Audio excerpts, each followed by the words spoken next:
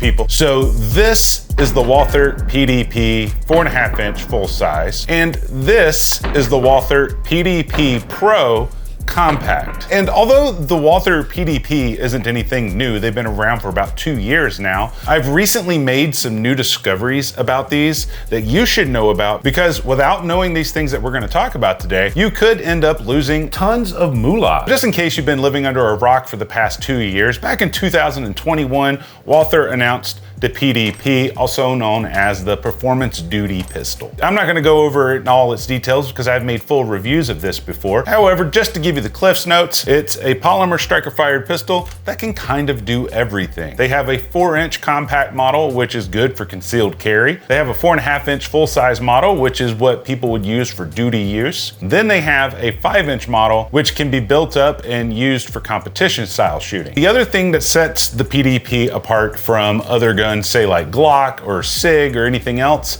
is every single upgraded part can be purchased from Walther. There are aftermarket parts available, but you don't have to go that direction if you don't want to. Which I think there's something to be said about that, because a lot of handgun manufacturers simply don't do that. So 2 years ago, I reviewed the 4.5-inch full size, and in that review, I had 3 main criticisms about it. Number 1, despite the factory trigger being really nice, I didn't like the fact that it didn't have an audible and tactile reset in it. It just kind of drove me crazy. And because of that, I upgraded mine with the Overwatch Precision trigger. Which reminds me, as we go through this video, you're gonna be looking at a lot of cool parts and accessories and things like that. So I will put a parts list together for you guys. That way you can find these things easier. If you wanna find the parts list, it's actually the very first link in the description. So if you could do us a huge favor, hit the subscribe button and turn on all notifications. It will automatically trip the algorithm to recommend that video to an audience that's never been exposed to that type of content before. Now, the second criticism that I had about the Walther PDP is, although the grip texture looks grippy and really ergonomic, it's actually quite the opposite, at least on this one. It's really strange because when you first touch it, it feels grippy, but when you start shooting it and squeezing it and your hands start getting oily, it wasn't grippy at all. In fact, I found it to be quite annoying to shoot. I was always having to milk my grip just to get my shots on target quickly and accurately. And my third criticism about the Walther PDP just in general, although they do have a modular optics system on here, they don't include any of the plates for any of the red dots in the box. You are allowed to get one free plate. The way you do it is like they have a web address you go to, you enter your serial number, your purchase date and stuff like that, and they mail you the optics plate of your choice. Now, when I got this guy, the optics plate arrived in 4 days. With this guy, the optic plate took over 4 weeks to arrive. In fact, it took so long, I forgot that I even requested it. It may have been closer to 6 weeks, which is still a con to the Walthers, because if they're gonna take that long to ship it out, they might as well just include it in the box, but that's just me. Because of those first 2 criticisms with this gun, and because these guns are incredibly modular, my original plan was to upgrade this thing and do a ton of stuff to it. The first thing I wanted to do was to get a compact slide and a compact threaded barrel so that I could do something called a flush comp to it. We'll talk about that in more detail here in a second. The second thing I was gonna do was get a mag well for it, and then I thought about getting one of those weighted brass back straps for it. And there are companies that make interchangeable back straps. I'll have links over at the parts list for you if you wanna check them out. But they paint them so they're not all shiny and stuff. But that was my goal, was to do a flush comp, get a mag well, and get a weight back here and see how it felt. However, back in January, when I was at SHOT Show this year, I was at the range day and I had an opportunity to meet the people at Walther. Prior to that, I had never spoken to them, met them, or anything. And they let me shoot the PDP Pro Compact at their range day. And immediately upon first shots out of this gun, without any of the stuff on it, it was a night and day difference. The shooting experience between this gun and this gun, this one was light years ahead of this gun in almost every single way possible. Now, unfortunately, because SHOT Show at range day, it's really busy, I didn't really have time to dissect this gun and figure out exactly what made this gun shoot so much better than this one. Once I got back, I asked Walther if they would send me one of these so that we could dive a little bit deeper and figure it out for ourselves. So my original plan with this video was to review the PDP Pro as its own gun, which we are gonna do. And then my goal was to get those upgrades I mentioned earlier, like the magwell and such, and then put this compensated compact slide on the full-size frame. As you can see, it's borderline flush.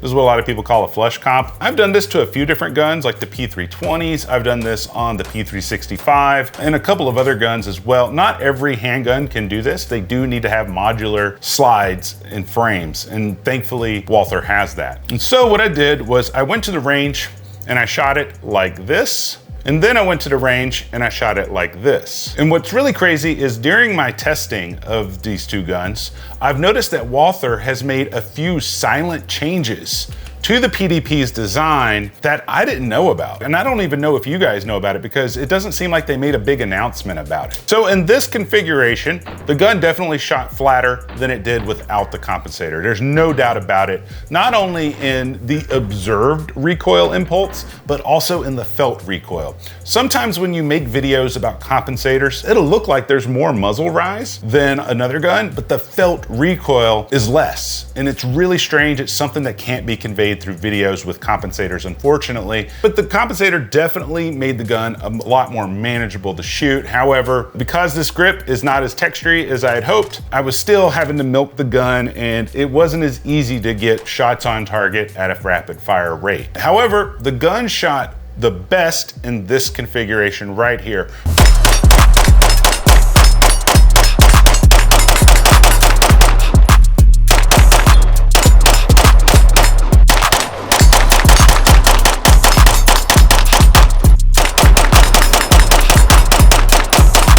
Now, I will say this, in regards to how flat the gun was shooting or not shooting, I was using the Harrington Arms compensator, and I've used Harrington Arms comps in the past on other builds before, and they usually performed quite nicely. Now, this one performed quite nicely as well. However, I feel like it could have been a lot flatter. Don't get me wrong, these comps aren't that expensive. I forget how much they cost. They're about 80 bucks or so. And there are other comps that are available for these, but this just happens to be the only one that I have right now.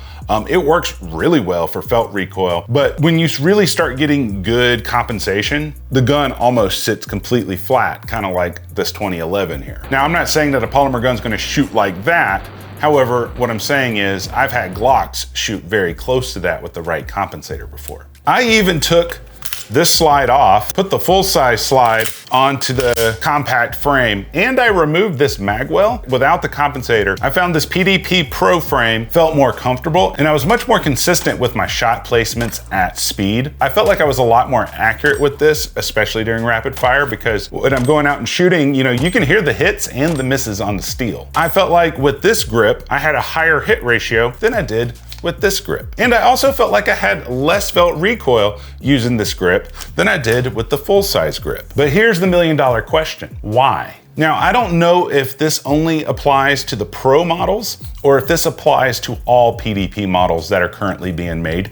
If you own a PDP that you've bought new in the past couple of months, let me know down in the comments.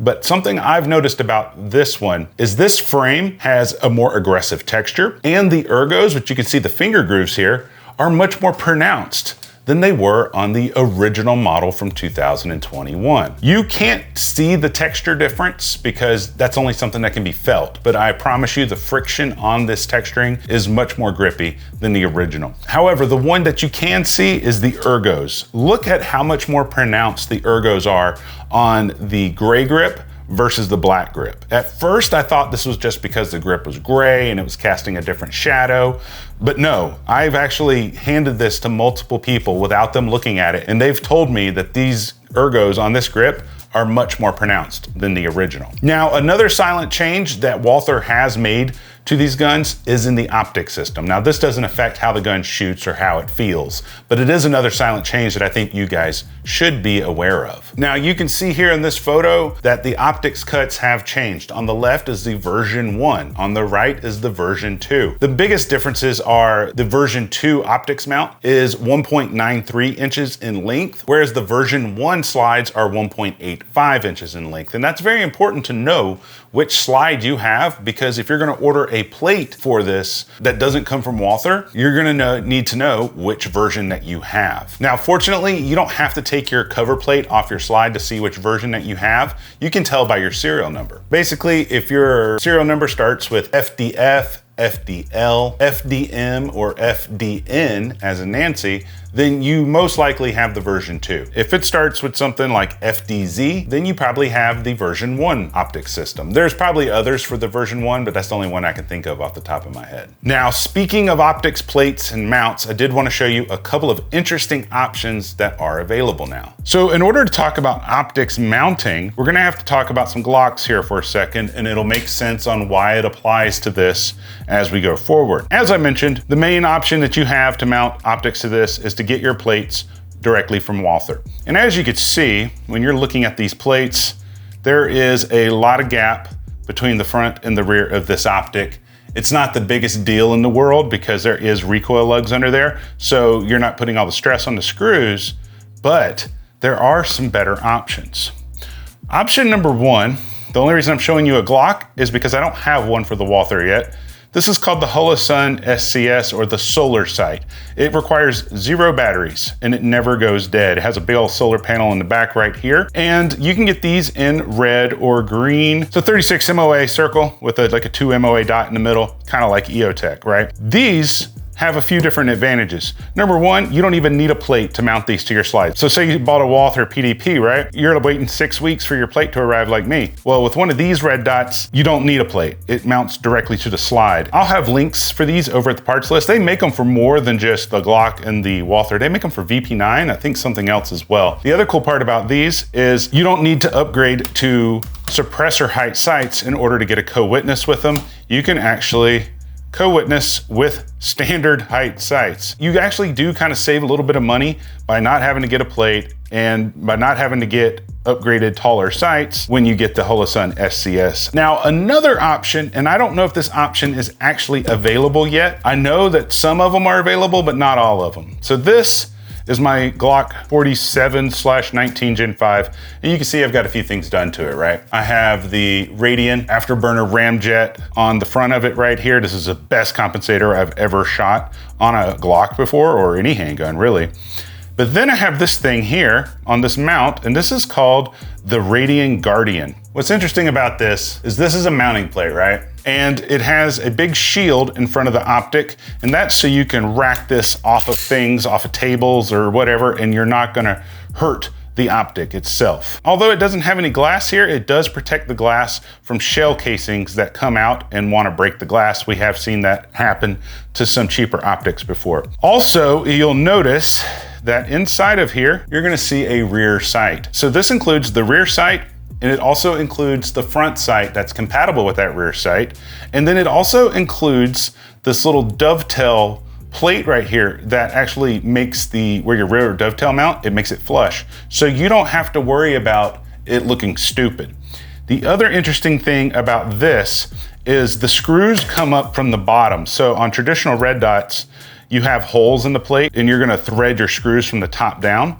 These have reverse posts that are threaded, and then these top pieces that are right here, these are actually nuts that thread into the reverse post, and they're made out of really high-end steel that are really robust torque. I haven't had a chance to really put this thing through the ringer yet, but I have shot these at different range days. They really are amazing. And if you're gonna have a gun that you're gonna beat up a little bit, you know, racking this slide off of this and all those things, this is a no fuss, no muss system. I will have links to it over at the parts list if it's available. If it's not available, the links will appear when it does become available. Just keep those things in mind. Here you have 2 options for mounting red dots to your Walther PDP without the use of a standard PDP plate, and I thought that was kind of nice. Now, something I'm sure you guys want to see real fast is what's the difference between the Walther Performance Trigger and the Overwatch Precision Trigger. Something I'm sure all of you guys are aware of is triggers are very subjective. I could say one trigger is better than the other, but that doesn't really mean anything. So I'm gonna try to explain not only the weight, but how they feel. So let's look at the Walther Performance Trigger right here. It has a blade style, which has a blade that has some holes in it. I thought that was kind of interesting. There's the take up right here.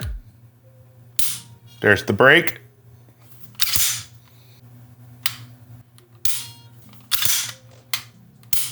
Very short reset, very nice take up. It's very clicky feeling, and I like that a lot. Hardly any over travel, just a little bit.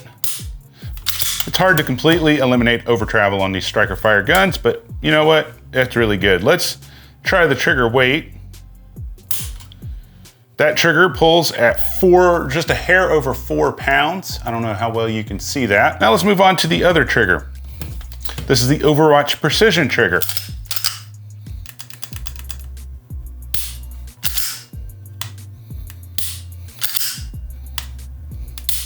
Reset and take up feel about the same as the Walther Performance Duty trigger. The main differences I've noticed is if you look at this trigger here, and this is in the reset position, the trigger is about right here. Whereas on the Performance Duty trigger, it seems to be moved more forwards than this trigger. What I can deduce from that, this trigger, if you have shorter fingers or you like a shorter reach for your trigger, this one, if you have longer fingers or have a longer reach for triggers. See what the weight of this guy is real fast.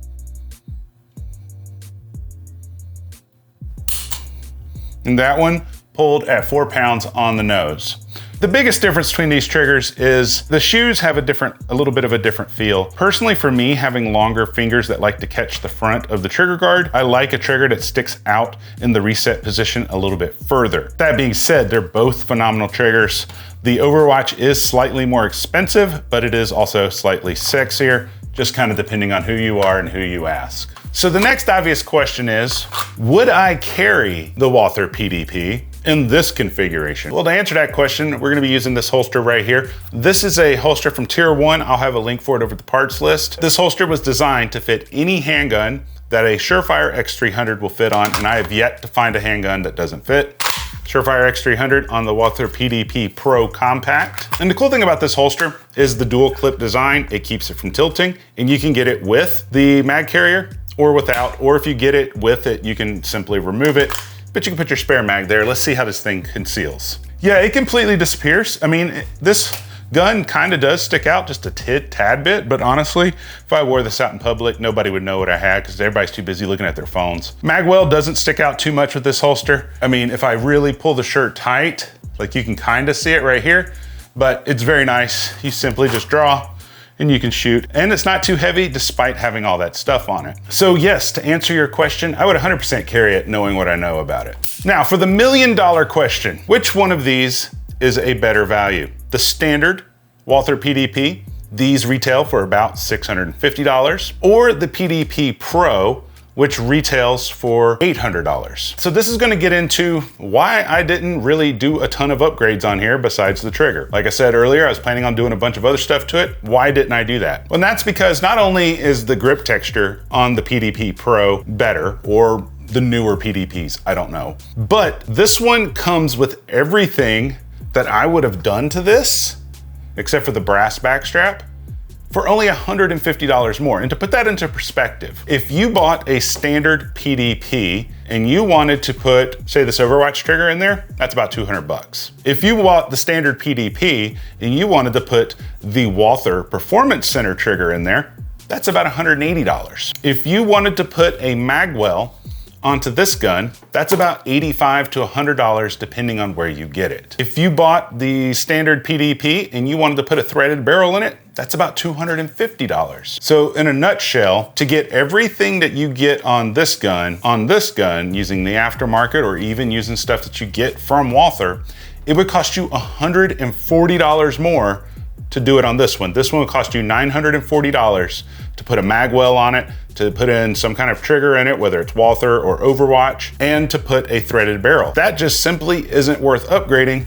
where you could just get it almost completely done from the factory. And if you want to put a comp on it, you can get an $85 comp. If you want to throw a brass backstrap in there, I think those are about $80-something. There's not much that this gun needs. And that's why I said in the beginning of this video, you need to know these things before you buy one, because it could literally save you a couple of $100 knowing the difference. If you're really strapped for money, just hold on, save a little longer, and get one of these if that's something that you're in the market for. I'm not telling you to go get it, I'm just saying if you're in the market for it. Because I was a little bit underwhelmed with the original OG version, but this one has far surpassed my expectations. If you want to see some other cool videos on flush comped guns, go check out this video right here. But until next time, guys, I love you, and you guys stay sexy.